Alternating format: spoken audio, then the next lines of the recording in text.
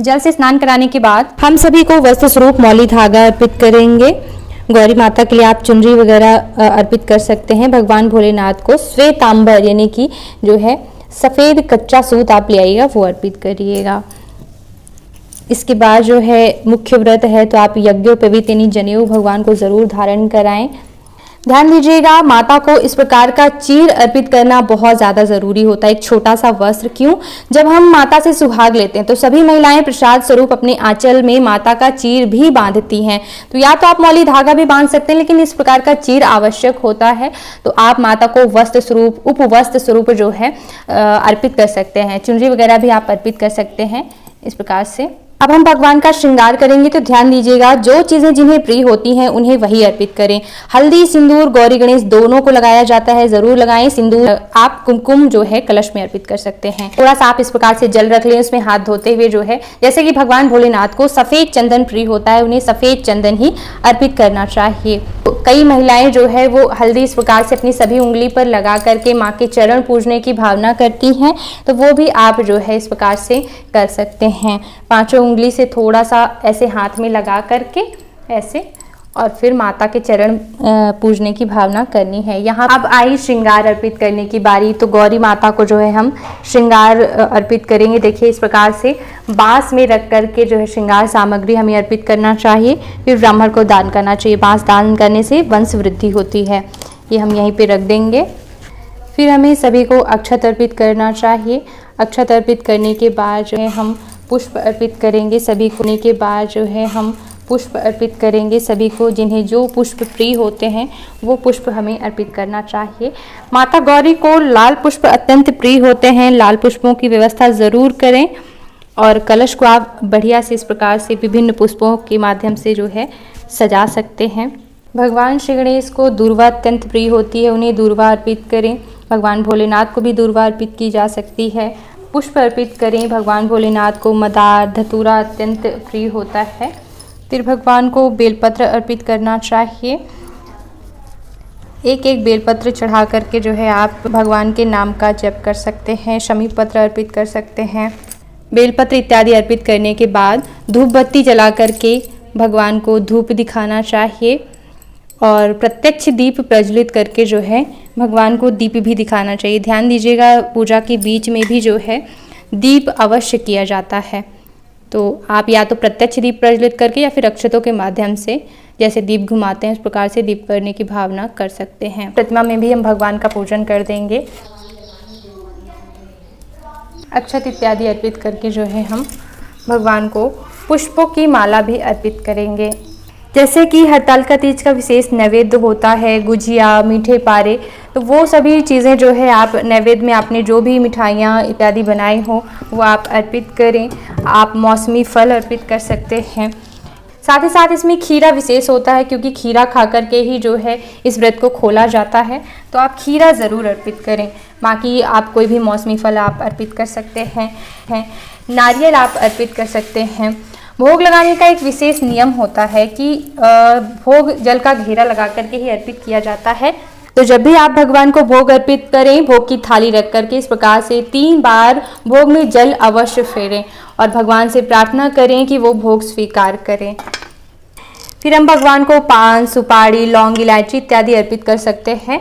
तो सभी को जो है पान, सुपारी, लौंग, इलायची अर्पित करना बिल्कुल मत भूलिएगा।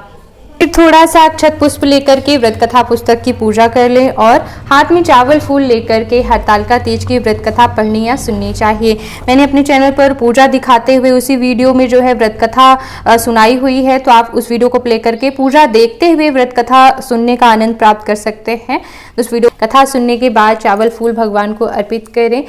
और फिर जैसे कि हमारे यहाँ हवन भी किया जाता है, तो अग्नि प्रज्वलित करके जल घुमाते हुए चंदन, अक्षत, पुष्प इत्यादि से अग्निदेव का पूजन कर लें।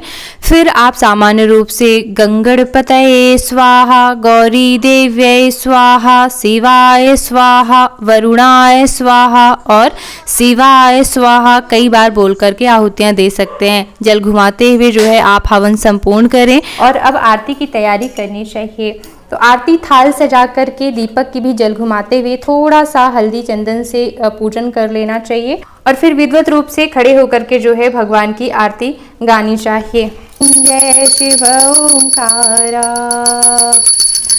आरती करने के बाद अपने स्थान पर गोल गोल घूमते हुए प्रदक्षिणा करें और फिर हाथों में पुष्प लेकर के भगवान से अपनी गलतियों के लिए क्षमा याचना करें कि हे प्रभु, पूजा पाठ में जो भी गलतियां हो गई हों उनके लिए हमें क्षमा करिएगा, लेकिन पूजा विधि स्वीकार कीजिएगा। और फिर आप उन्हें पुष्पांजलि अर्पित करें और अपनी मनोकामना कहनी चाहिए। जो भी आपकी मनोकामना है, पति पुत्र की आयु लंबी रहे, हमेशा स्वस्थ रहें, आप ऐसी मनोकामना करें। अब जो है एक प्रहर की पूजा विधि तो पूरी होती है।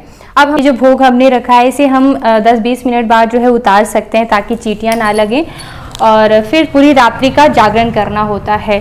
ठीक है, तो अगर आप जागरण नहीं करना चाहते हैं तो फिर आप भगवान को विदा कर सकते हैं। जागरण करना है तो दीपक का ध्यान रखना होगा, पूरी रात्रि प्रज्वलित रहे, वहीं पे भजन कीर्तन करना चाहिए। वैसे तो इस व्रत में रात्रि का जागरण बहुत ही ज़्यादा अनिवार्य है, लेकिन फिर भी किसी कारणवश अगर कोई महिला रात्रि का जागरण नहीं कर रही हैं तो वो रात में ही सुहाग लेने की विधि और विदा विसर्जन करके ही जाएंगी, क्योंकि अगर भगवान विराजमान है तो आप अकेले छोड़कर सो नहीं सकते हैं। तो विदा करके ही सोएं। आप सुबह उठकर घर के मंदिर में सामान्य पूजा करके पारण कर सकती हैं। उसके लिए सबसे पहले हमें अपना आंचल इस प्रकार से अनामिका उंगली से पकड़ लेना है। ठीक है, अनामिका उंगली में अपना आंचल लपेट लीजिए और उससे जो है माता को इस प्रकार से सिंदूर लगाना है। गौरी माता को, ये हमने गौरी माता को सिंदूर लगाया, वही गौरी माता को लगाया हुआ सिंदूर हमें अपनी माथे पे लगा लेना है। गौरी माता का लगाया हुआ जूठा सिंदूर जो है हम आशीर्वाद स्वरूप अपने माथे पर धारण करते हैं। हमने ये वस्त्र अर्पित किया था गौरी माता को, तो इस वस्त्र को सभी महिलाएं थोड़ा थोड़ा से फाड़ करके और अपने आंचल पर बांध लिया करती हैं, जो भी वो साड़ी पहने होती हैं।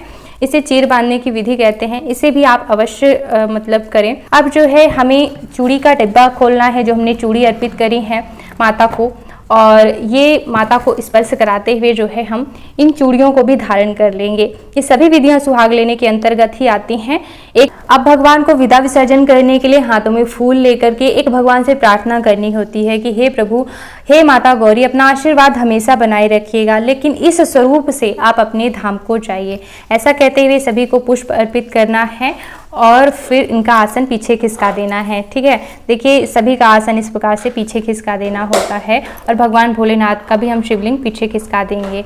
कलश को भी इस प्रकार से हम इस पीछे खिसका देते हैं, विदा कर देते हैं।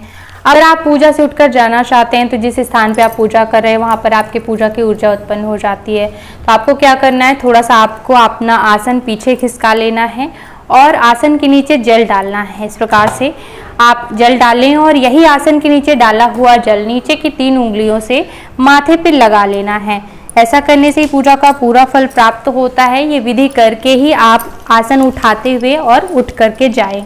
तो हरतालिका तीज की अगली सुबह खीरे को खा करके जो है हमें पारण करना चाहिए।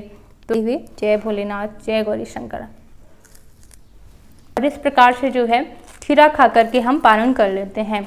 हर एक व्रत में गाय, ब्राह्मण और कन्या का विशेष महत्व होता है। इन्हें खिलाकर पति को भोजन करा करके फिर आपको पारण करना चाहिए। और जिन लोगों ने पूरी रात्रि का जागरण किया है वो 4 प्रहरों की पूजा कैसे करेंगी, पारण से पहले क्या कुछ खास विधियां करनी होती हैं, सीधा कैसे निकाला जाता है और सुहाग लेने की विस्तार से विधि बताने के लिए मैंने एक बड़ा वीडियो बनाया हुआ है, तो उसको भी ज़रूर देख लीजिएगा, क्योंकि यहाँ पे मैंने बहुत ही संक्षिप्त विधि बताई है तो कोई जानकारी अधूरी ना रहे, क्योंकि एक कठिन व्रत आप कर रहे हैं तो उस बड़े वीडियो को देख करके पूरी जानकारी हो जाएगी। साथ ही साथ व्रत कथा का भी अलग से वीडियो दिया हुआ है, तो एक बार चैनल पर ज़रूर आइएगा, देखिएगा उन सभी वीडियोस को। आप सब्सक्राइब कर सकते हैं। इस वीडियो को देखने के लिए बहुत बहुत धन्यवाद। राधे राधे।